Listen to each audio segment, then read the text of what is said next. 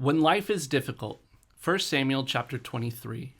While hiding in caves, David had become the captain over a small army of 400 distressed and bitter men. David could have easily sunk down into bitterness and self-loathing as he hid from King Saul in the wilderness. They say misery loves company, but David loved and trusted in the Lord. It doesn't mean, however, that the season was easy for David. In fact, it was difficult. And thankfully, his friend Jonathan came to visit him to strengthen his hand in the Lord. When seasons of life are difficult, the Lord provides us with the means of strength and support. While David was hiding from Saul, a report came that the Philistines were attacking Keilah and robbing the threshing floor. Saul and his army had the responsibility of protecting Keilah, but they were shirking their responsibility. Saul had become so self-consumed that he was not fulfilling his duty as king. The people asked David if his small army would fight the Philistines and save Keilah.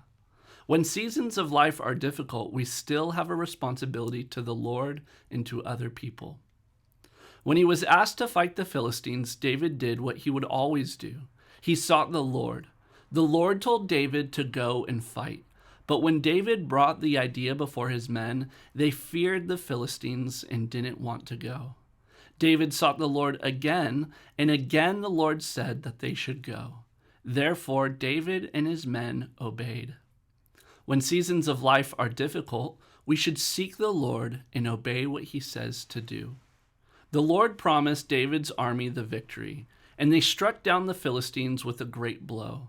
But just as soon as they tasted victory, David heard that Saul was coming to trap him inside the walls of Keilah. David sought the Lord again, and God told him that the people of Keilah would surrender him to Saul. David and his mighty men had to flee right back into the mountains and caves that they had come from. It is not uncommon that right after a season of victory, spiritual warfare may soon follow. We have an enemy that seeks to attack us when he finds out that we are experiencing victory in the Lord.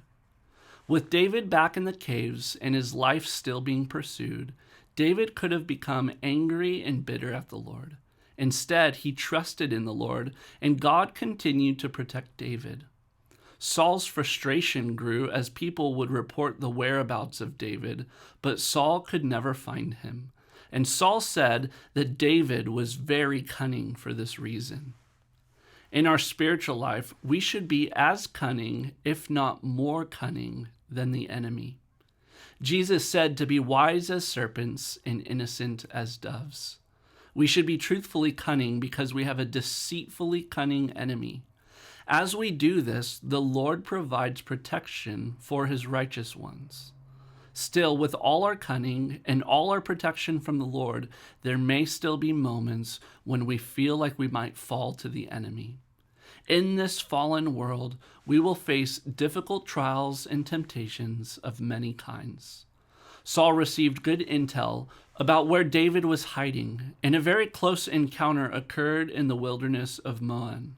David and his men were on one side of the mountain, and Saul and his men were on the other side. It seemed like there was no escape as Saul was closing in. Just then, a messenger came to Saul, reporting that the Philistines had made a raid against the land. Saul turned back, and David and his men made an escape. They called that mountain the Rock of Escape. It can't be guaranteed that living a righteous life with God will be easy. In this world, Jesus said we will have trouble, but we are guaranteed that Jesus will be to us the Rock of Escape. With the protection of God, prayer, obedience, and the support of friends, we can fight the good fight.